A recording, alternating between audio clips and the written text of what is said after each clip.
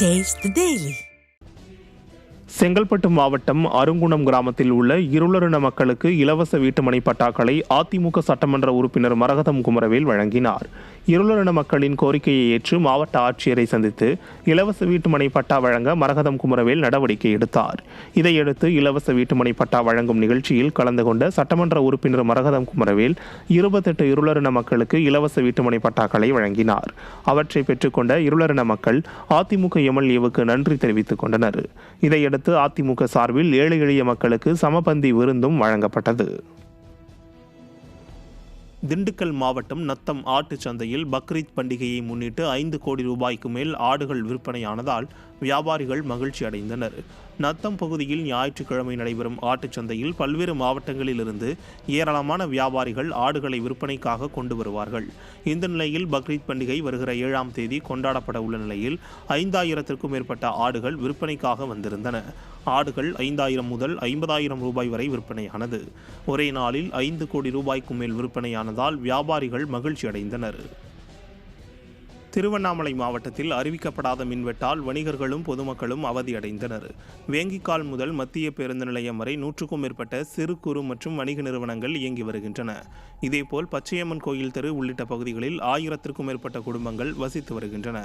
கடந்த சில தினங்களாக 100 டிகிரி செல்சியஸிற்கும் அதிகமாக வெயில் வாட்டி வரும் நிலையில் விடியா ஸ்டாலின் அரசில் 1 மணி நேரத்திற்கும் மேலாக அறிவிக்கப்படாத மின்வெட்டால் வணிகர்களும் பொதுமக்களும் பெரும் இன்னலுக்கு ஆளாகியுள்ளனர். நீலகிரி மாவட்டம் தேவாலா அத்திமாநகர் பகுதியில் பயணியர் நிழற்குடை இடிந்து விழுந்த சம்பவம் பரபரப்பை ஏற்படுத்தியுள்ளது.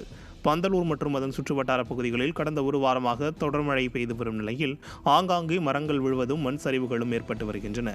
இந்த நிலையில் அத்திமாநகர் பகுதியில் பயணியர் நிழற்குடை இடிந்து விழுந்து தரைமட்டமான போது அங்கு பொதுமக்கள் யாரும் இல்லாததால் பெரும் அசம்பாவிதம் தவிர்க்கப்பட்டது. அதே பகுதியில் புதிய பயணியர் நிழற்குடை அமைத்து தர வேண்டுமென அப்பகுதி மக்கள் கோரிக்கை விடுத்துள்ளனர். சேலம் மாவட்டம் மேட்டூரில் காடையாம்பட்டி கூட்டு குடிநீர் திட்ட ராட்சத குழாயில் உடைப்பு ஏற்பட்டதில் லட்சக்கணக்கான லிட்டர் தண்ணீர் வீணாக வெளியேறியது. மேட்டூர் அனல்மின் நிலையம் மதில் சுவர் அருகில் செல்லும் குழாயில் உடைப்பு ஏற்பட்டு 50 அடி உயரத்திற்கு தண்ணீர் பீச்சி அடித்ததால் அப்பகுதியில் மக்கள் அதிர்ச்சி அடைந்தனர்.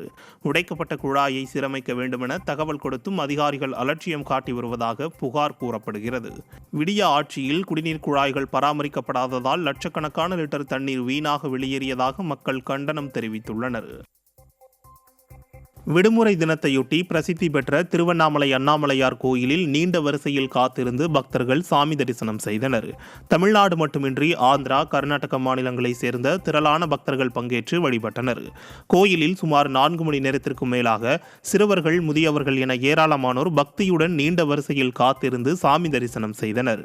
ஆன்மீக ஆட்சி நடைபெறுவதாக துறை அமைச்சர் விடிய ஆட்சிக்கு சூடும் பொய் பட்டமெல்லாம் கோயில்களில் பக்தர்கள் படும் அவஸ்தைகளால் தூள் தூளாகி வருவதாக விமர்சனம் எழுந்துள்ளது. தேனி மாவட்டம் ஆண்டிப்பட்டி அருகே உள்ள வைகை அணைக்கு நீர்வரத்து 949 கன அடியிலிருந்து 1887 கன அடியாக அதிகரித்துள்ளது. மதுரை, தேனி, சிவகங்கை உள்ளிட்ட 5 மாவட்டங்களின் பாசன மற்றும் நீர் ஆதாரமாக வைகை அணை விளங்கி வருகிறது. நீர்பிடிப்பு பகுதிகளில் பெய்து வரும் தொடர் மழை காரணமாக அணையின் நீர்வரத்து 1887 கன அடியாக உயர்ந்துள்ளது. இந்நிலையில் நீர்மட்டம் 55.36 அடியை எட்டியுள்ள நிலையில் அணையிலிருந்து வினாடிக்கு 69 கன அடி நீர் வெளியேற்றப்படுகிறது.